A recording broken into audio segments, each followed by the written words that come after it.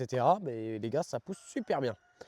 Ça pousse super bien, donc affaire à suivre. J'ai planté 2-3 tournesols, ils ne se sont pas fait attaquer, je suis plutôt content. Ensuite, là-bas, on a la glycine. C'est bon, la glycine, elle est en train de repartir, elle nous fait ses feuilles, donc tout va bien. Donc ça, je suis content. Elle va commencer à s'accrocher cette année au poteau, puisque c'était sa première, on l'a plantée l'année dernière. Donc ça, c'est OK.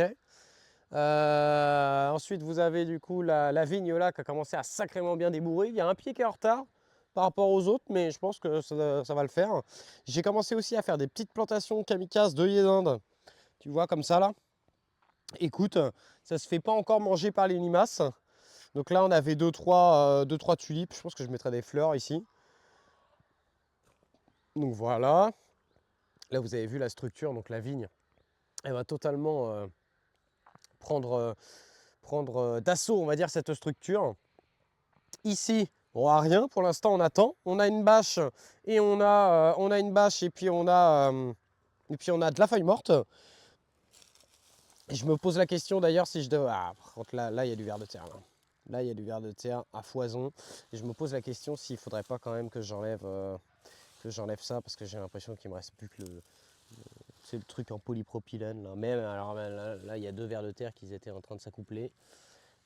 Celle-là, ouais, c'est cette bâche-là qui est bien. Là. C'est la bâche en toile de jute qui est bien.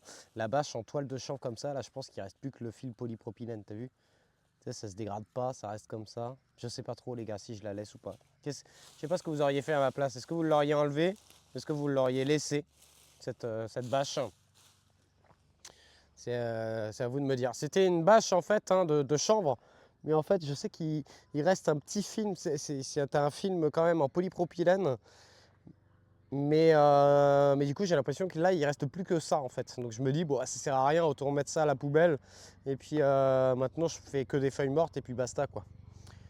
Que celle-là c'est de la toile en jute, et celle-là est mieux. Hein. Celle-là est vraiment mieux, celle-là est vraiment top. Hein. Celle-là est vraiment top. Hein. Moi, je pense. Hein. Je pense pas. Mais celle-là est vraiment top par contre. Celle-là, les vers de terre, il a surkiff. Donc ensuite, qu'est-ce qu'on a? Bah là, on a un parterre. Donc c'est là où il va y avoir des...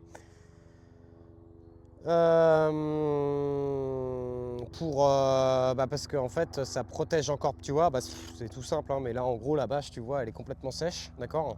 Parce que le soleil, il tape dessus. Elle est complètement sèche. Et donc du coup, si tu soulèves, là, il n'y a plus de vers de terre. Il y a un avion qui passe ou un hélico, je sais pas quoi. Et donc si tu veux, là le sol il commence à être beaucoup plus sec et il y a moins de présence de vers de terre, alors que en fait là-bas, si tu veux, en ayant foutu les feuilles mortes, ça protège ma bâche. Ma bâche elle reste super humide et en fait la bâche en toile de jute, les vers de terre ils surkiffent, tu vois. Et là elle est bien humide, tu vois, et en fait eux ils n'arrêtent pas de se développer là-dedans. Donc voilà pourquoi j'ai remis des feuilles mortes par-dessus et en fait en dessous j'ai mon compost. J'ai mon compost et ma bonne terre. Et donc en fait les vers de terre ils vont, ça si tu veux ça fait effet tampon, ça permet de limiter l'évaporation de l'eau. Waouh, t'as vu la taille de la tique, elle était énorme. J'ai eu une grosse tique, elle était énorme. Qu'est-ce qu'on a de... Qu'est-ce que t'as pas vu toi Nostra? Ça c'est les pois. C'est les pois à rame. Alors pour les pois à rame on a 2 méthodes. Putain faut que je mette une ficelle. Putain faut que je fasse ça. Putain faut que je mette une ficelle. On va faire ça avant de partir, vous m'y faites penser. Pois à rame, 2 méthodes. La méthode, les pois en godet directement dans la serre et après repiquer en pleine terre. Alors d'ailleurs, entre eux, donc ça c'est les pois terroasmi et ça c'est les pois avec le compost. Donc en fait, on se rend compte que déjà tu as très peu de différence une fois mis en pleine terre. Donc j'ai envie de vous dire, bon là-dessus il n'y en a pas trop de différence. Et je pense que l'année prochaine, je ferai plus ça parce que les pois là-bas qu'on a mis en pleine terre, en semi-direct, alors ils ont super bien levé. Mais par contre, j'ai fait un autre semi-direct, genre 1 mois après sur l'autre tipi, et là, ça l'a pas pris. Donc dommage. Donc après, là, j'ai des salades au milieu, mais je suis pas sûr qu'elles vont bien pousser. Après, c'est les gottes. Elles ont l'air de mieux pousser dans la spirale aromatique.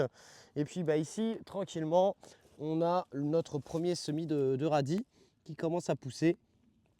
Et donc que je vais pouvoir récolter au fur et à mesure. Après, il faudrait peut-être que je les éclaircisse pour qu'ils grossissent un petit peu. Ici, on arrive sur la spirale aromatique. Donc là, ça pousse bien. On verra. Après, le tipi fait 2 mètres.